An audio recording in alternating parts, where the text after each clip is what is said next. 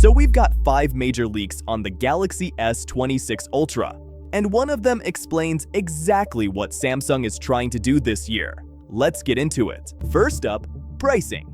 And honestly, this one's surprising. Samsung has reportedly finalized pricing for the S26 series, and according to multiple leaks, there's no price increase. Same pricing as the Galaxy S25. That's kind of wild. Component costs are up across the board. Memory, processors, cameras, everything.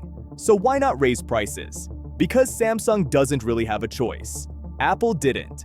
Google didn't. According to the report, Samsung is willing to eat the cost. Lower margins to protect market share. But here's the more important part. It's not just about keeping prices the same. It's about what you might get for the same price.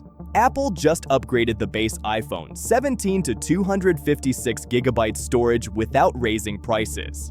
Samsung looks ready to copy that move, while staying at $799. And if that happens, that's a meaningful upgrade, without charging you more. Now here's where things get interesting, because this same report also mentions the launch timing. First, we heard a month-long delay. Then it shrank to a week. Now it looks locked. Samsung Unpacked is expected on February 25th in San Francisco, with sales starting in early March. That's nearly a full month later than the S25 series. Now, keeping the price the same makes sense, because on paper, the S26 Ultra doesn't look like a massive hardware leap over the S25 Ultra. But let's switch gears to cameras and software, because this is where Samsung might quietly win over creators. Inside Good Luck, tied to One UI 8.5, hidden camera assistant features have been discovered.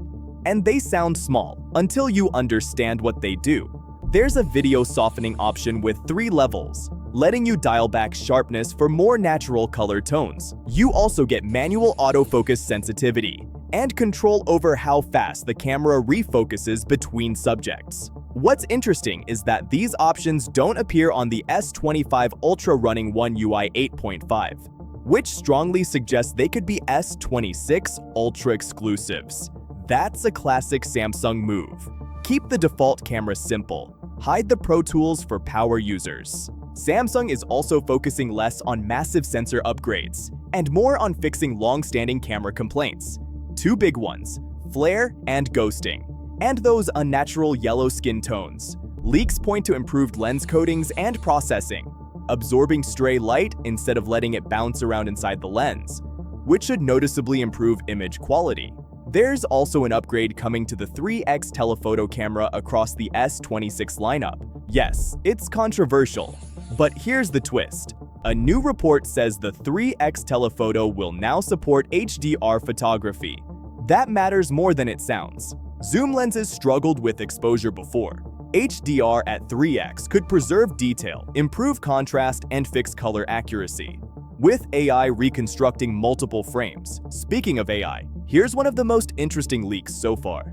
The Galaxy S26 Ultra may introduce a built-in AI privacy display. This is described as a hardware plus software system level feature. You'd be able to toggle it in settings or the quick panel, and automate it through modes and routines. If Samsung pulls this off properly, it's one of those features you don't think you need, until you use your phone once in public and go, "Oh, yeah, this is actually amazing." Now here's another feature people are seriously sleeping on. A major Bixby redesign tied to One UI 8.5. Hands-on video showed the Bixby powered by Perplexity for web search. That means real-time answers, sources, and clickable links. When Bixby uses Perplexity, a dedicated button appears. Tap it, and the response expands into a full web-style results page. This version isn't live yet in the One UI 8.5 beta, so Samsung is clearly still polishing it. But if this lands properly, Bixby finally becomes useful. And here's the last big takeaway. Samsung isn't just keeping prices flat for the S26 series. They've also reportedly locked pricing for the Z Fold 8 and Z Flip 8. That's huge, especially with the Fold 8 expected to compete directly with Apple's first foldable.